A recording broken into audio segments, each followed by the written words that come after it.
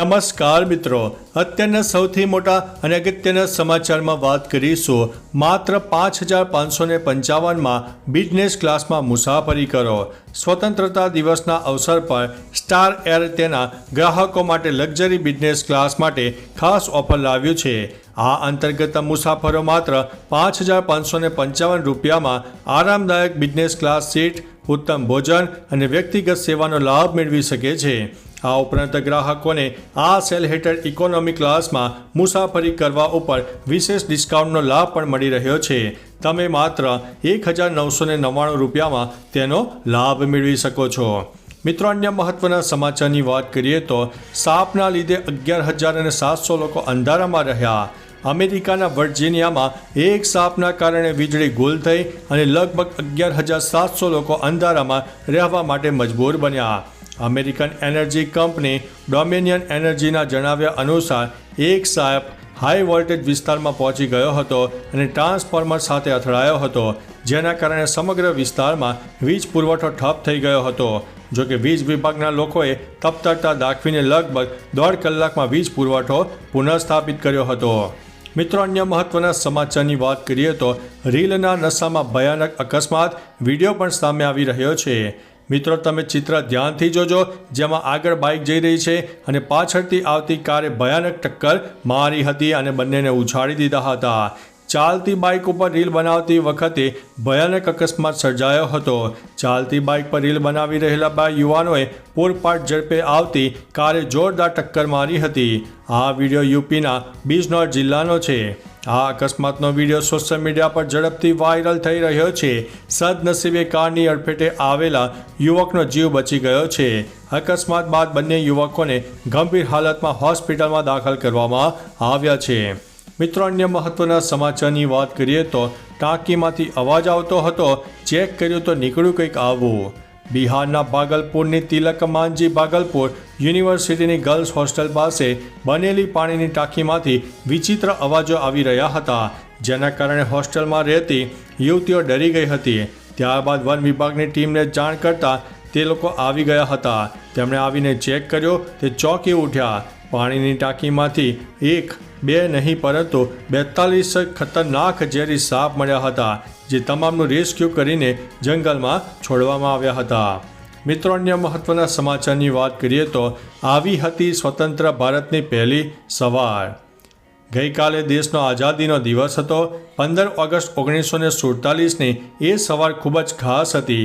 તે સવારે કદાચ તમામ લોકોમાં દેશ પ્રત્યેનો પ્રેમ છલકાતો હતો.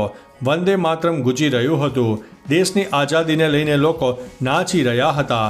દરેક વ્યક્તિ માટે સ્વતંત્રતાનો અલગ અર્થ હતો. જો કે રસપ્રદ વાત એ છે કે તે દિવસે લોકોએ બસની ટિકિટ લેવાની પણ ના પાડી દીધી હતી. તેમની દલીલ તો એવી હતી કે બસ અંગ્રેજોની નહીં પણ આપણી છે. મિત્રો, અન્ય મહત્વના સમાચારની વાત કરીએ તો અવકાશનો અદ્ભુત નજારો. નાસાના અવકાશયાત્રી મેથ્યુ ડોમિનિકે અંતરિક્ષનો અદ્ભુત નજારો કેમેરામાં કેદ કર્યો છે, જેને તેમણે ટ્વિટર ઉપર શેર કર્યો છે. નાસાએ પણ આ વિડીયો શેર કર્યો છે. વિડીયોમાં પૃથ્વી અને મેગ્નેટિક સ્ટ્રોમના કારણે સર્જાયેલી રંગબેરંગી રોશની દેખાઈ રહી છે. સાથે જ દૂર ચંદ્રને પૃથ્વીથી પાછળ આથમતો પણ જોઈ શકાય છે. ખરેખર આ નજારો અભૂતપૂર્વ છે. મિત્રો, અન્ય મહત્વના સમાચારની વાત કરીએ તો કોલકાતામાં વાતાવરણમાં તણાવ આવ્યો છે.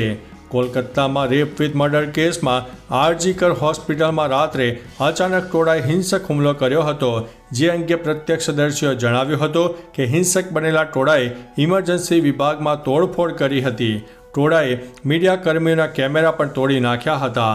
હોસ્પિટલ પરિસરની બહાર મિડનાઇટ પ્રોટેસ્ટ માર્ચમાં ભાગ લેનારા ડોક્ટર્સના પ્લેટફોર્મ પર તોડી પડાયા હતા, જે બાદ વાતાવરણમાં તણાવ થયો હતો.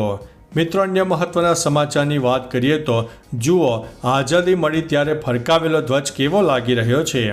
ગઈકાલે 78મો સ્વાતંત્ર્ય દિવસ હતો. આજથી બરાબર 77 વર્ષ પહેલાં દેશને આઝાદી મળી હતી.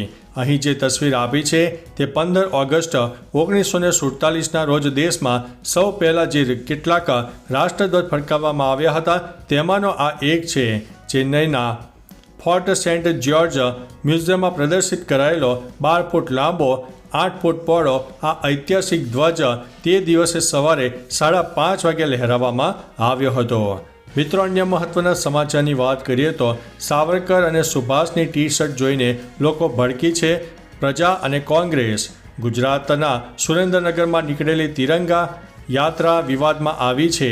ચોટીલા તાલુકાની જામસાની પ્રાથમિક શાળાના બાળકો દ્વારા તિરંગા યાત્રા કાઢવામાં આવી હતી, જેમાં બાળકોએ ભગવા વસ્ત્રો પહેર્યા હતા અને તેમની ટી શર્ટમાં મહાત્મા ગાંધી અને સરદાર પટેલને બદલે વીર સાવરકર અને સુભાષચંદ્ર બોઝની તસવીરો હતી.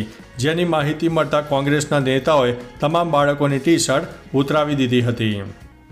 મિત્રો, અન્ય મહત્વના સમાચારની વાત કરીએ તો વન નેશન વન ઇલેક્શન પર પીએમ મોદીનું મોટું નિવેદન. પીએમ મોદીએ સંબોધનમાં કહ્યું છે કે રાજકારણમાં આશાસ્પદ યુવાનોની જરૂર છે. 1 લાખ યુવાનોને રાજકારણમાં લાવવાના છે. વન નેશન વન ઇલેક્શનના સપનાને સાકાર કરવા આગળ આવો. રાજકીય પક્ષો આ માટે આગળ આવે. વારંવાર ચૂંટણીઓ દેશના વિકાસમાં અવરોધ બની રહી છે. વન નેશન વન ઇલેક્શન પર વિસ્તૃત ચર્ચા અને સૂચનો મળ્યા. દેશને પરિવારવાદથી મુક્ત કરાવવું પડશે. હું પડકારોથી હંમેશા ડરતો નથી. મિત્રો, અન્ય મહત્વના સમાચારની વાત કરીએ તો ગુજરાતમાં સાયક્લોનિક સર્ક્યુલેશન સિસ્ટમ સક્રિય થઈ છે. ગુજરાતમાં સાયક્લોનિક સિસ્ટમ સક્રિય થતાં વરસાદની આગાહી કરવામાં આવી છે. બનાસકાંઠા પાટણમાં હળવા વરસાદની શક્યતા છે. તેમજ છેલ્લા 24 કલાકમાં 92 તાલુકામાં વરસાદ થયો હતો, જેમાં અમદાવાદ, ગાંધીનગર, ખેડા, નડિયાદ, નર્મદાના કોઈ વિસ્તારોમાં હળવા વરસાદની આગાહી વચ્ચે આણંદ, વડોદરા, ભરૂચ, સુરત અને તાપીમાં હળવા વરસાદની આગાહી હજુ પણ કરવામાં આવી રહી છે. મિત્રો, અન્ય મહત્વના સમાચારની વાત કરીએ તો યુવકે લાલ ચોકમાં ધ્વજ લહેરાવ્યો. ભારતના 78મા સ્વતંત્રતા દિવસના અવસર પર જમ્મુ કાશ્મીરના શ્રીનગરમાં એક એવો વિડીયો બહાર આવ્યો છે જેને જોઈને દરેક ભારતીયો આઝાદીની ખુશી બમણી થઈ જશે. આ વિડીયોમાં એક યુવક શ્રીનગરના લાલ ચોકમાં ધ્વજ લહેરાવતો જોવા મળી રહ્યો છે. યુવકના પેટ પર અશોક ચક્ર અને છાતી પર ભારત લખેલું છે. આ સાથે યુવાન ભારત માતા કી જય અને વંદે માતરમના નારા પણ લગાવી રહ્યો છે. મિત્રો, અન્ય મહત્વના સમાચારની વાત કરીએ તો વાહન વ્યવહાર વિભાગ દ્વારા ટેકનોલોજીથી સજ્જ ટ્રેક બનાવવામાં આવશે. વાહન વિભાગ દ્વારા રાજ્યની 38 આરટીઓ કચેરીમાં video analytic driving test track સિસ્ટમનો અમલ શરૂ કરવામાં આવશે, જેમાં હાલ 38માંથી 26 આરટીઓમાં ટેકનોલોજીથી સજ્જ ડ્રાઇવિંગ ટેસ્ટ ટ્રેક છે અને 13 આરટીઓમાં સેન્સર અને કેમેરા વગર મેન્યુઅલી ટેસ્ટ ટ્રેક લેવાય છે. જેમાં 60 કરોડથી વધુ રકમના ખર્ચે નવી સિસ્ટમ વિકસાવાશે, જેનો કોન્ટ્રાક્ટ એક ખાનગી કંપનીને આપવામાં આવ્યો છે. મિત્રો, અન્ય મહત્વના સમાચારની વાત કરીએ તો WHOએ મંકી પોક્સને વૈશ્વિક જાહેર આરોગ્ય કટોકટી કરી છે.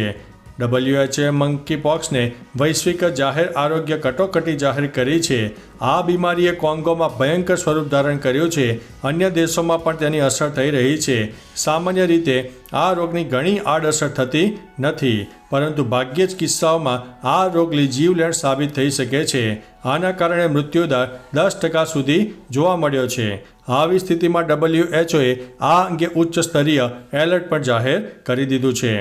મિત્રો, અન્ય મહત્વના સમાચારની વાત કરીએ તો પડોશી દેશમાં હિન્દુઓ મુશ્કેલીમાં. આરએસએસના વડા મોહન ભાગવતે નાગપુરમાં આરએસએસના મુખ્યાલયમાં ધ્વજ ફરકાવતા કહ્યું કે આપણે આપણો 78મો સ્વતંત્રતા દિવસ પૂર્ણ કરી રહ્યા છીએ. ધ્વજવંદન બાદ મોહન ભાગવતે કહ્યું કે પાડોશી દેશમાં ઘણી બધી હિંસા ચાલી રહી છે અને તેનો ભોગ હિન્દુ ભાઈઓ બની રહ્યા છે. જો કે એમાં તેમનો વાંક નથી, પણ તેમ છતાં તેમને કોઈ કારણ વગર આ બધું ભોગવવું પડી રહ્યું છે. તો ચાલો મિત્રો, ફરીથી દેશ અને દુનિયાના સુપરફાસ્ટ સમાચાર લઈને મળતા રહીશો. ત્યાં સુધી અમને રજા આપશો. નમસ્તે.